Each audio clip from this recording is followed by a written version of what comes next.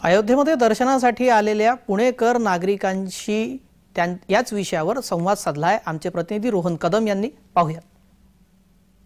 22 जानेवारीला होणाऱ्या प्राणप्रतिष्ठेच्या पूर्वी जी आहे ती मोठ्या संख्येने भाविक अयोध्येमध्ये दाखल होत आहेत। केवळ महाराष्ट्रातूनच नाही तर राज्यभरातून देशभरातून नागरिक जे आहेत ते मोठ्या संख्येने या ठिकाणी आलेले पाहायला मिळतात। आपल्यासोबत सध्या पुण्यातून आलेले काही नागरिक आहेत। आजी, दर्शन झालं, घेतलं, घेणारे काय कसं वाटतं अयोध्येत? घ्यायचं आता खूप इच्छा आहे, कधी दर्शन होतंय।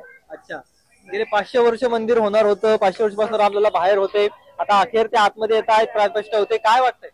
छान वाटतंय, आनंद होतोय खूप। काय भावना आहेत सगळ्या अयोध्येमध्ये आल्यानंतर? राम मंदिर बघण्याच्या। अच्छा, पण आता तुम्हाला माहित असेल की काल एक राष्ट्रवादीचे नेते जितेंद्र आव्हाड त्यांनी असं वक्तव्य केलं की रामलल्ला जे आहेत किंवा रामप्रभू श्रीराम जे आहेत ते मांसाहारी होते। 14 वर्ष वनवास त्यांनी गेलेला, या वनवासाच्या काळामध्ये ते मांस खात होते। काय वाटतं, असं मांस वगैरे खात असतील? नाही नाही नाही, ते कंदमुळं खायचे, फळं खायचे।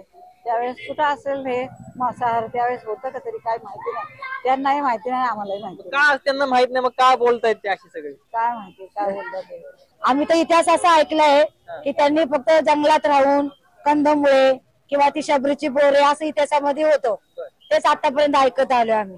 प्रत्येकाची समज त्यांनी त्यांच्या हिशोबाप्रमाणे सांगितले, पण आम्हाला सगळे आणि बऱ्याच लोकांपर्यंत तुम्ही किती लोकांना विचारा, सगळे लोक हेच उत्तर देणार आहे की ते प्युअर व्हेजिटेरियन होते, शुद्ध शाकाहारीच होते। काय आता त्यांच्या हिशोबाने त्यांनी आपले काय असेल त्यांची मतं मांडलीत।